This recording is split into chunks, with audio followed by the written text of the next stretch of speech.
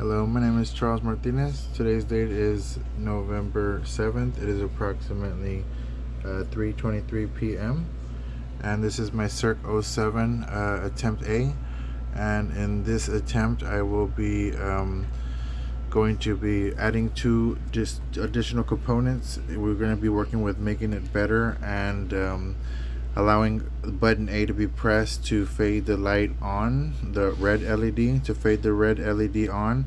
And when you push the second button, the bottom button, that'll be the off button, the red LED will fade off. So the top one will fade it all the way on and leave it on, and then the bottom button will fade it all the way off and leave it off. And the wiring for this on the breadboard is the same as far as the two buttons and the red LED. Now for attempt A, we did add two additional components, which would be the green LED and the yellow LED, and we will be making them pretty much turn on and off with the buttons. So the green one will turn on when the top button is pressed, and the yellow one will turn on when the bottom button is pressed. And if you let it go, they'll turn back off. And I had to add that into the coding as well. And pretty much that one is jumpered in.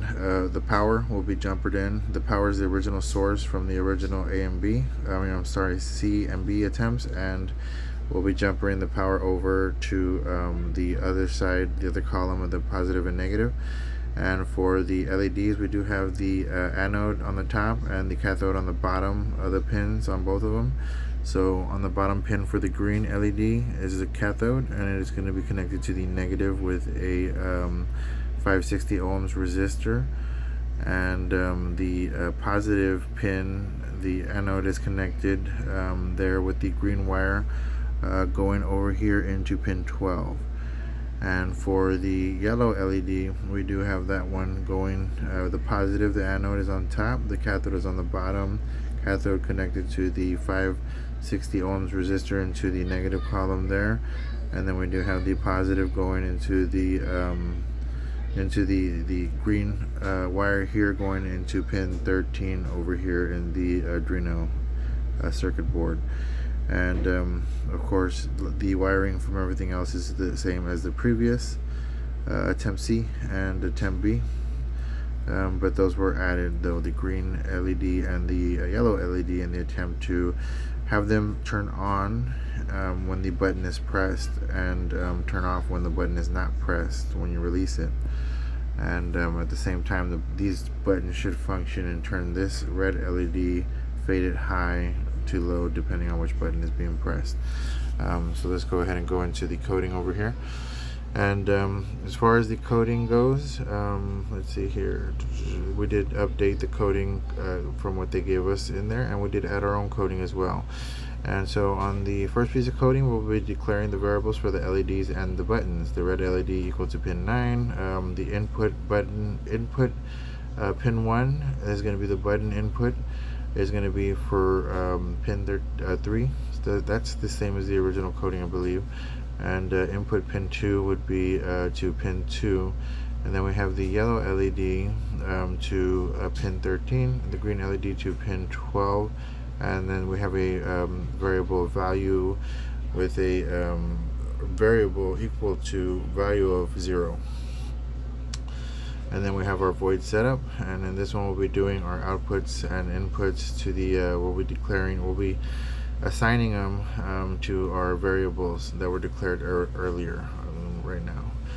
And in this one we do have the pin mode red LED to output, just letting us know that that is going to be sending output signal. And we do have pin mode yellow LED to output as an output signal, pin mode green LED as an output to output signal, and pin mode input pin 1, which is going to be our button, giving us input as far as if it's high or low, and input pin 2 for input as far as if it's high or low. And as far as I understand this, when we talk about high or low for our input 1 and 2, which are the two buttons there, and they got the yellow wires over here going to the corresponding pins that they're assigned. So these are hooked up. They're connected to the positive terminal, which, as you can see, they have a I believe that's a 10k ohms resistor to the positive. So that means, that indicates that they're receiving high positive signal with a 10k ohms resistor on it. So a pretty good size ohms resistor on it. And to my understanding is that it's receiving that high from the power from the 5 volts constantly. Now you have your pin, your button over here. So when you push your button, it's going to connect your high right there with the negative. You see the green wire, the short green wire that's connected behind the resistor there. It's connected to the negative, so I'm guessing that is going to restrict even more power going out from this here positive. So you're not going to be receiving a high input of positive, because your negative is going to connect, and that's going to cause your current to be even lower, which is going to be low. So when the button is pushed, that's considered a low signal. So you push it and it gives lesser signal back to the input being read over here. And so that's my understanding of it. I believe that's correct. But that's where we'll be writing in the coding. When we talk about pushing the pins, we're going to talk about when we push them, they're going low, because they're actively high when they're unpressed. When you press them, that's going to switch them to high, or I'm sorry, to low. Okay, so back here, I believe we went over these. Okay, pin mode, red LED output, yellow LED output, green LED output, input pin 1 input, and pin 2 input. Pin 1 and pin 2 here are, these both are the buttons, and then these are all of our color LEDs here. And the buttons, like I said, we're going to be seeing if the input is still high or low, or it's just going to constantly be checking that to see if it's high or low when it's called for. And then we go next to our next piece of coding, the void loop. And this is the, we're going to be pretty much running this until the program is turned off. So we're just going to continually run this piece of coding here until the program is shut off or turned off or powered off.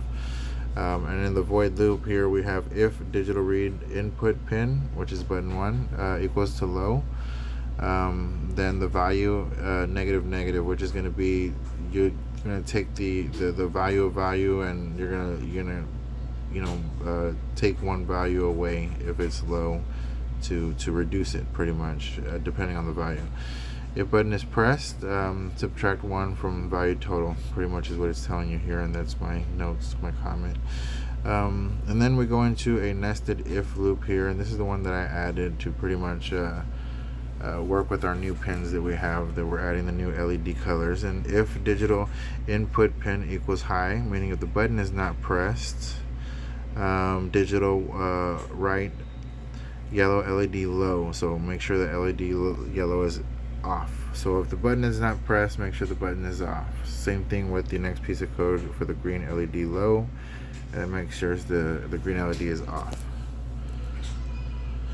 Then we have our next piece of code, the else if digital read input pin 2 equals low. So if it equals low, if the button is pressed, then that means it's low, and the value will add 1 to value.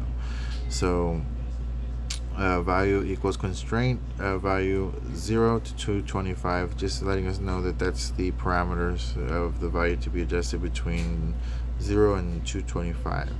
And then we have our next piece of code, the analog write red LED value. So at this point, it is going to, depending on the value of where it's at, what it's collected, as it's positive, negatives, whatnot, depending on if you've pressed which button, it's gonna let the give that and adjust it to the red LED value total. So that's what gives it the input as far, or the output as far as it knows which value to send out there. And then we got the nested if loop, which I added for the yellow and the green LEDs that I did add for my two extra components. If digital read input pin 2 low, so pretty much if the button 2 is pressed, if button 2 is pressed, then the green LED goes to high.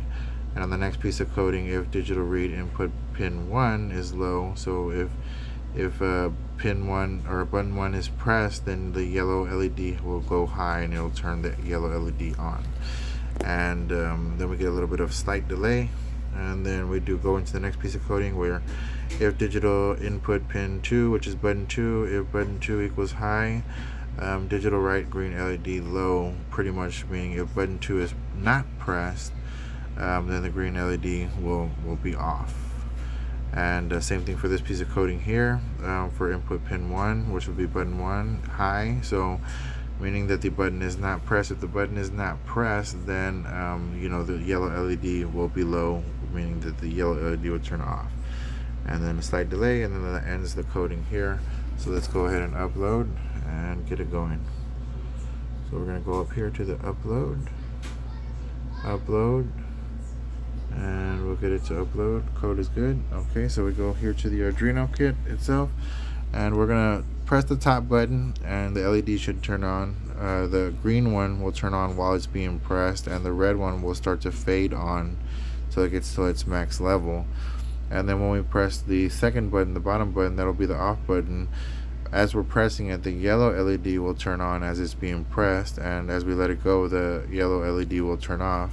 At the same time we're pressing it, we'll be decreasing the value of the red brightness here, so the red will turn from wherever level it's at to 0 eventually and turn it off. So let's go ahead and click it and see what it does. So we click it, the green comes on, and as you can see, our red went all the way to high. And then we'll click our yellow, or I'm sorry, our off. Our yellow will turn on as we're pressing it, and then we'll have our red LED fade off. So fade on right there, and then we have it to where it fades off. So fade on, and then we have our fade off right here. And this is my attempt C, or I'm sorry, my attempt A. Thank you for watching.